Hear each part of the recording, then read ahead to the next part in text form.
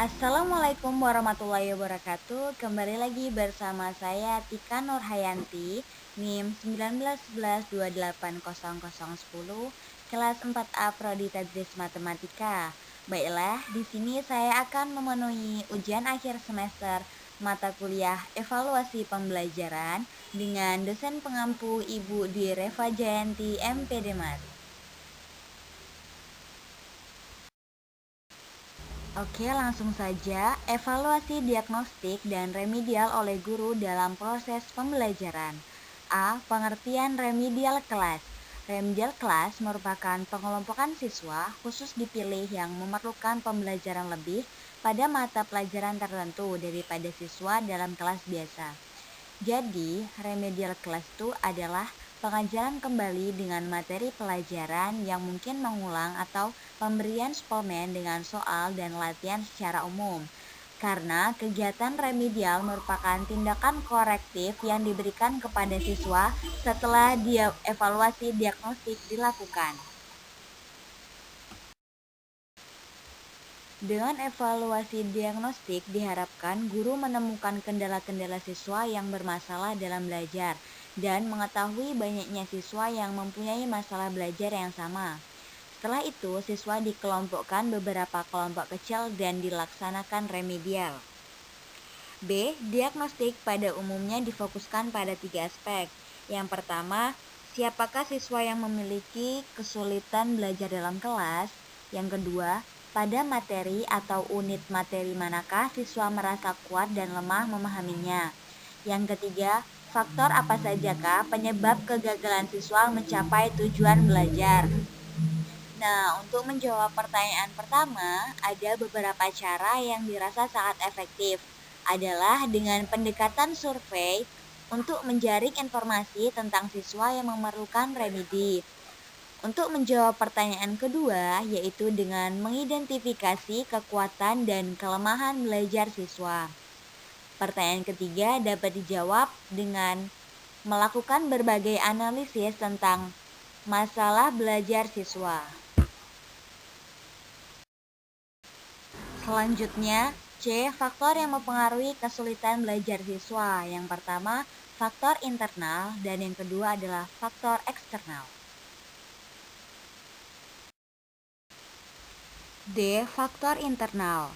Faktor internal adalah faktor yang berasal dari dalam diri siswa, meliputi 1. Faktor kondisi kesehatan fisik siswa. Yang kedua, faktor penyesuaian diri siswa. Yang pertama, faktor kondisi kesehatan fisik siswa. Secara umum dapat mempengaruhi kemampuan mencapai tujuan belajar, yang meliputi yang pertama adalah gizi buruk, yang kedua adalah istirahat kurang, yang ketiga adalah kurang tidur, dan yang keempat adalah stres atau bekerja terlalu berat dan keras. Yang kedua, faktor penyesuaian diri siswa, meliputi A. Kesiapan belajar yang buruk, B. Kesulitan menghadapi tes, C. Kemampuan berbahasa yang buruk, D. Lebih senang belajar secara fisik dan praktis dari belajar skolastik atau mental learning, E. Lambat menguasai materi pelajaran, dan G. Kurang perhatian dalam mengikuti kegiatan sekolah. Itulah yang mempengaruhi kesulitan belajar siswa.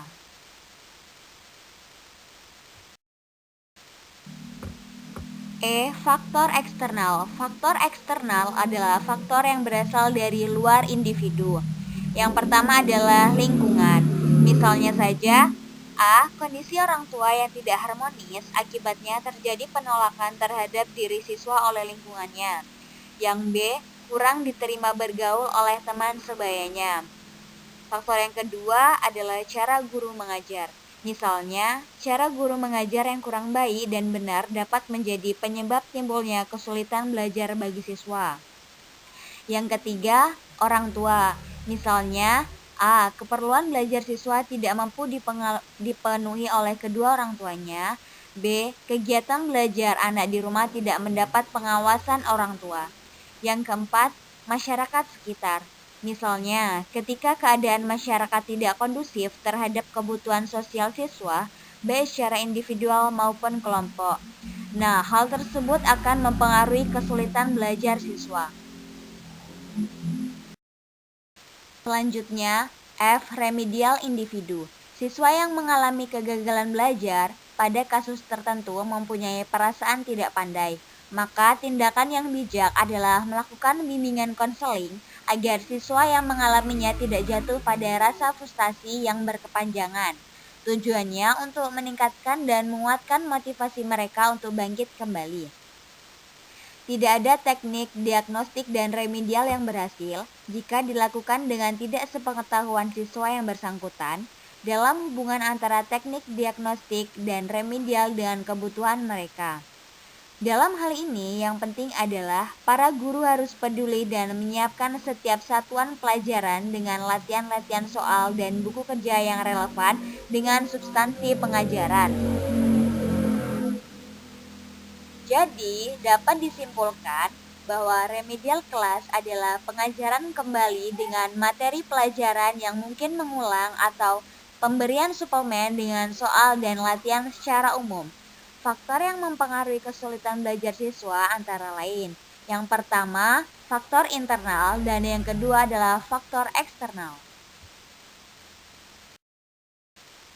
Oke, selanjutnya kita akan membahas materi persamaan kuadrat kelas 8 SMP. Nah, di dalam persamaan kuadrat ini terdapat latihan, di mana latihan soal ini dapat dijadikan latihan untuk siswa yang memiliki kesulitan sehingga nantinya akan terbiasa mengerjakan soal-soal dan siswa tidak ketinggalan dalam proses belajar sehingga siswa dapat mencapai tujuan pembelajarannya dan tidak akan remedial. Nah, oleh sebab itu, kita harus mengetahui dulu apa itu persamaan kuadrat. Nah, persamaan kuadrat adalah salah satu persamaan matematika dari variabel yang mempunyai pangkat tertinggi 2. Bentuk umumnya yaitu ax kuadrat ditambah bx ditambah c sama dengan 0. Dengan x merupakan variabel a, b merupakan koefisien, dan c merupakan konstanta.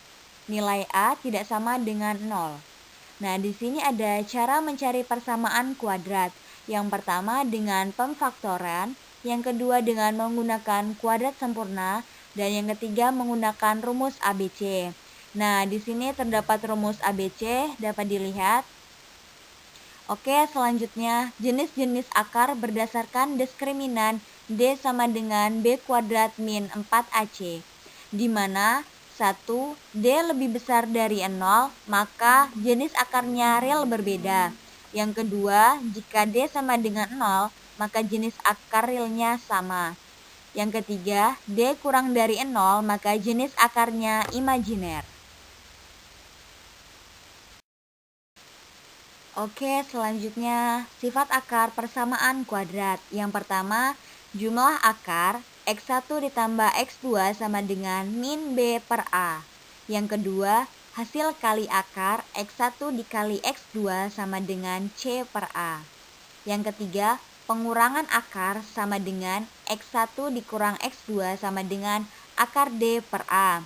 Nah, di sini ada rumus tambahan untuk sifat-sifat akar, bisa dilihat ya. Oke, selanjutnya contoh soal dari persamaan kuadrat. Yang pertama, selesaikanlah persamaan kuadrat berikut. 5x kuadrat ditambah 13x ditambah 6 sama dengan 0 dengan menggunakan metode faktorisasi. Oke, langsung kita jawab.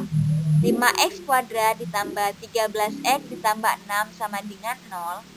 5x kuadrat ditambah 10x ditambah 3x ditambah 6 sama dengan 0. Kita faktorkan. 5x dalam kurung x ditambah 2 ditambah 3 dalam kurung x ditambah 2 sama dengan 0. Akan dihasilkan 5x ditambah 3, x ditambah 2 sama dengan 0. 5x sama dengan min 3 atau x sama dengan min 2. Jadi hasil dari penyelesaiannya adalah x sama dengan min 3 per 5 atau x sama dengan min 2.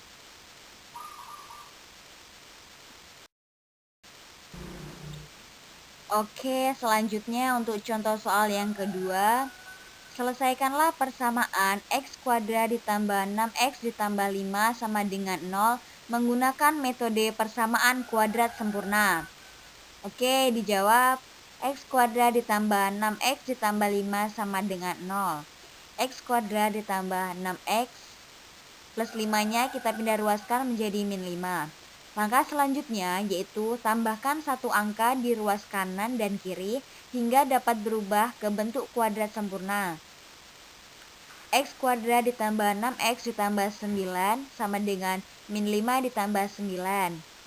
X kuadrat ditambah 6x ditambah 9 sama dengan 4. Dalam kurung X ditambah 3 kuadrat sama dengan 4. Dalam kurung X ditambah 3 sama dengan akar 4. X sama dengan 3 plus minus 2. Jadi hasil akhirnya adalah X min 1 atau X min 5. Nah, di sini terdapat latihan soal. Yang pertama, tentukanlah himpunan penyelesaian dari X kuadrat min 8X ditambah 15 sama dengan 0.